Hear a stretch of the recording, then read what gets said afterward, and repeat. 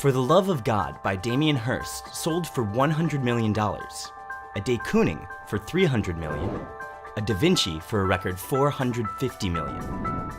Since the dawn of time, whether it be for survival or social capital, people have collected things. It's just that nowadays, things are exchanged for money, and some things for a lot of it. A diamond skull you can hold in your hand, or a painting you can hang on your wall, their value is determined in part by scarcity, but also by the fact that they exist in the material world. How then is it possible for a CryptoKitty, which isn't even a physical object, but just a code written on a blockchain, could sell for $140,000? And it is sold for $140,000! And this CryptoKitty isn't the only so-called blockchain collectible to be sold at such a ridiculous price. This CryptoPunk sold for $16,000. Homer Simpson meets Pepe the Frog was sold for a jaw-dropping $39,000.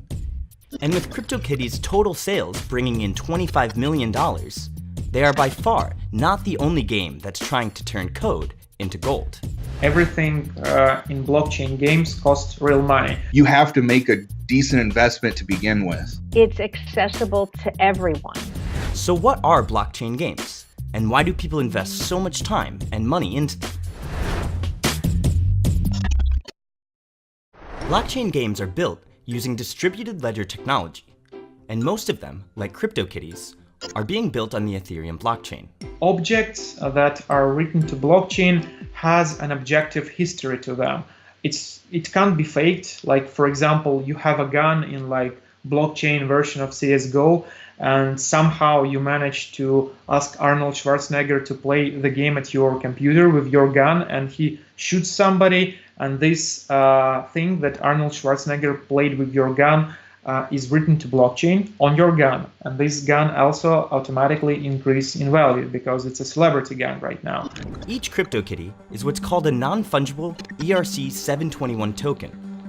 Non-fungible means that, unlike Ethereum or Bitcoin, each ERC-721 token is one of a kind. So each kitty you own is a unique kitty, making it rare and scarce, and most importantly, owning the token means you own the CryptoKitties code. For this video, we decided to play two recently released blockchain games, Blockchain Cuties and 0x Universe. But before we could start playing, first we had to top up our crypto wallets. Everything in blockchain games costs real money. They are not free. In order to play, you need Ethereum. But think of it as an investment, but more on this later. So here are the Blockchain Cuties. Think CryptoKitties, but cuter, possibly. Each player receives a free trial cutie, but this disappears once you breed your first one. The real serious players want what's called a Generation 0 cutie. These are the rarest of the rare in terms of cuties. The starting price for one of these? 0.1 Ethereum, which is about $30 at the time of recording. There are two options in the game: to breed your own cutie with a unique genome, or to send it on what the developers decided to call adventures, where it will fight with other cuties. Though, don't expect anything like Zelda or Mortal Kombat. We put our cuties on the battlefield, and they fought surprisingly well. Wins strengthen and give experience to the cuties, which increases their value. So, later on, you can sell them for a profit. We also played 0x Universe. The idea of this game is to collect planets and build your own universe. Without going into too much detail, we pretty much just launched a bunch of rockets to go and look for new planets, with a few of them never returning, apparently lost in space. But since we didn't discover any planets, we decided to buy the coolest looking planet we could. Blockchain games are all about money. Every action you make in these games, you pay for it. In exchange, if you are lucky, you might be able to make a positive return on investment. People who are collecting in a digital space, they're good at staying focused. They have some kinds of critical thinking because they're making comparisons. Even though we were just breeding cuties when we played it, it gave us a sort of sense of achievement. Turns out this makes total sense. When you actually make the purchase, you have the reward center triggers right in your brain. You've accomplished something. The same when you're playing a game with any kind of reward. So your brain responds with the reward neurotransmitters.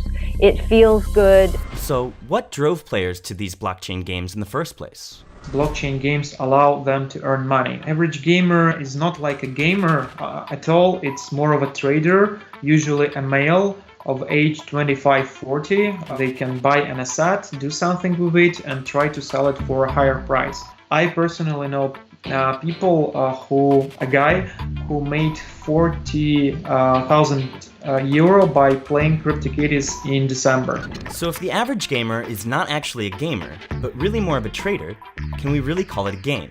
Well, the answer is both yes and no.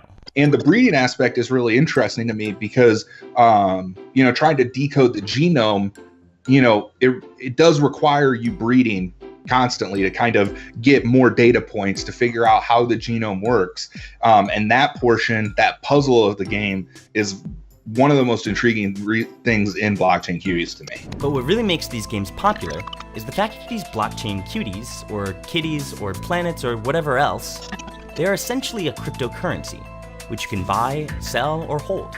And as cryptocurrencies are extremely volatile, so are the games that use them. If crypto completely crashed to the ground, I would probably stop playing blockchain cuties.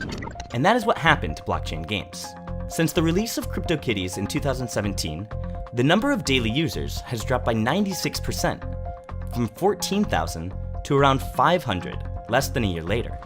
These collectible games obviously resemble gambling, and like a casino, the house always wins. There might be a few lucky success stories, but there are certain behaviors to watch out for. Electronic funds are quite hard to keep track of mentally for people when they're doing their mental accounting. When you then put that into cryptocurrency and you're gambling at decimal points, it's very difficult for individuals to really easily track how much they're winning and particularly how much they're losing. When it starts to become problematic is when people are gambling more than they can afford to lose, when it no longer is just a fun, entertaining leisure activity. But on the other hand, these games are about collecting, not about betting.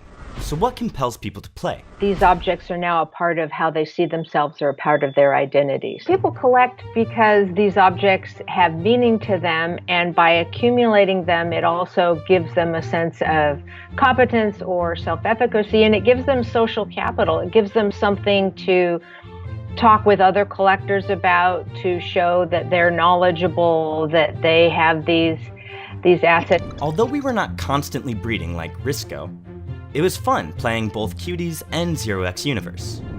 It is hard, though, to justify spending $40 on a digital planet, and even more on the Cuties. Furthermore, over the time we spent playing, the crypto markets had dropped substantially, and the value of the Cuties, planets, and most of the collectibles have followed suit. Blockchain created digital scarcity. While it is true that the code behind the pixelated character is unique, something almost completely identical is so easily reproducible that the idea of uniqueness is almost meaningless. What is really being created is just artificial scarcity. So far, these collectible games don't offer very much to gamers. Their survival, it seems, depends on whether they can offer gamers more than just a trading platform. The relationship between player and developer will be more like an open market relationship rather than it is a closed ecosystem relationship right now. As long as blockchain we have a system where I'm going to have to pay gas to write to it, and it's going to take a decent amount of time, I don't think that that's going to fit into something, let's say, World of Warcraft. This is the first generation of people that are collecting digital objects, right? If you collect paintings or sculptures or Dresden dolls or whatever, then you can pass those down. How does this pass down?